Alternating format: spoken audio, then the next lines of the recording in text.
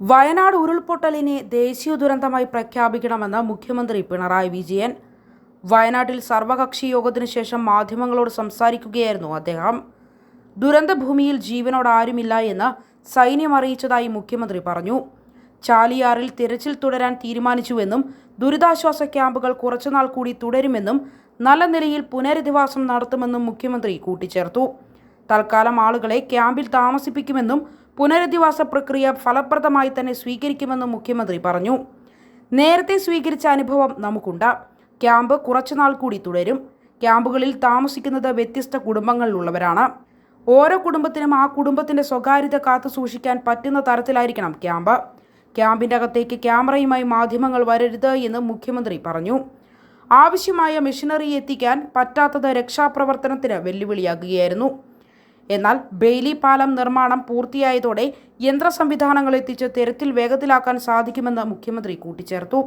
നിലവിൽ രക്ഷാപ്രവർത്തനത്തിൽ ശ്രദ്ധ കേന്ദ്രീകരിക്കുന്നതിനാൽ തൽക്കാലം ആളുകളെ ക്യാമ്പിൽ താമസിപ്പിക്കാനാണ് തീരുമാനം. പുനരധിവാസ പ്രക്രിയ ഫലപ്രദമായി സ്വീകരിക്കും. ക്യാമ്പ് വിവിധ കുടുംബങ്ങൾ താമസിക്കുന്ന ഇടമാണ്. അതിനാൽ സ്വകാര്യത സംരക്ഷിക്കണം.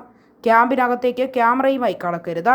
ക്യാമ്പുകളിൽ ബന്ധുക്കളെ കാണാൻ വരുന്നവർക്ക് പുറത്ത് റിസപ്ഷൻ പോലുള്ള സംവിധാനം ഒരുക്കുമെന്നും മുഖ്യമന്ത്രി വാർത്താസമ്മേളനത്തിൽ പറഞ്ഞു. ദുരിതാശ്വാസത്തിന് നേരിട്ട് സഹായവുമായി ആരും വരരുത് എന്നും അത് സ്വീകരിക്കാനാകില്ല എന്നും മുഖ്യമന്ത്രി പറഞ്ഞു. കുട്ടികളുടെ വിദ്യാഭ്യാസത്തിന് തടസ്സമുണ്ടാകില്ല. കുട്ടി എവിടെയാണോ അവിടെ ഇരുന്നു കൊണ്ട് തന്നെ വിദ്യ നൽകാനാകും. പെട്ടെന്ന് സ്കൂളുകളിലേക്ക് പോകാനാകില്ല. മാനസികാഘാതം പ്രതീക്ഷിക്കാവുന്നതിനും അപ്പുറത്താണ്. എല്ലാവർക്കും കൗൺസിലിംഗ് നൽകും.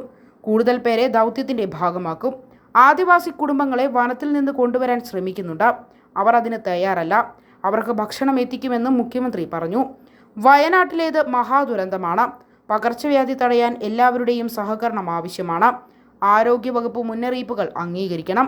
മൃതദേഹം തിരിച്ചറിയാനുള്ള സ്ഥലത്ത് ആളുകൾ തള്ളിക്കയറരുത്. ചത്ത മൃഗങ്ങളെയും കൃത്യമായി സംസ്കരിക്കും. 12 മന്ത്രിമാർ വയനാട്ടിലുണ്ട്.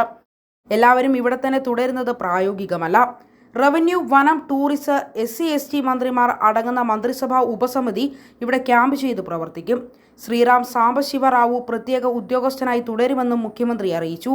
അതേസമയം മുണ്ടക്കൈ, ചൂരൽമല ഭാഗങ്ങളിലായി 240ഓളം പേരെ ഇനിയും കണ്ടെത്താനുണ്ട് എന്നാണ് രക്ഷാപ്രവർത്തകർ നൽകുന്ന വിവരം. 270-ലേറെ പേരുടെ മൃതദേഹം ലഭിച്ചിട്ടുണ്ട്. ഉരുൾപൊട്ടലിന് പിന്നാലെ ചൂരൽമലയിൽ രക്ഷാപ്രവർത്തനം അതിവേഗം ആരംഭിക്കാനായെങ്കിലും മുണ്ടക്കൈയിൽ ദൗത്യം ആരംഭിക്കാൻ വൈകി. മുണ്ടക്കൈയിലേക്കുള്ള പാലം തകർന്നതോടെ മറുകരയിലെത്താൻ വഴിയില്ലാതെയായി. ആദ്യ ദിനത്തിൽ ഹെലികോപ്റ്റർ വഴി എയർലിഫ്റ്റ് ചെയ്താണ് പരിക്കേറ്റവരെ ആശുപത്രിയിലേക്ക് മാറ്റിയത്. ഉച്ചവരെ അവസാനമായെങ്കിലും ഒരു നോക്ക് കാണണമെന്ന ആഗ്രഹത്തോടെ മേപ്പടിയിലെ ആരോഗ്യ കേന്ദ്രത്തിൽ കൂടി നിൽക്കുന്നവരും അനവധിയാണ്.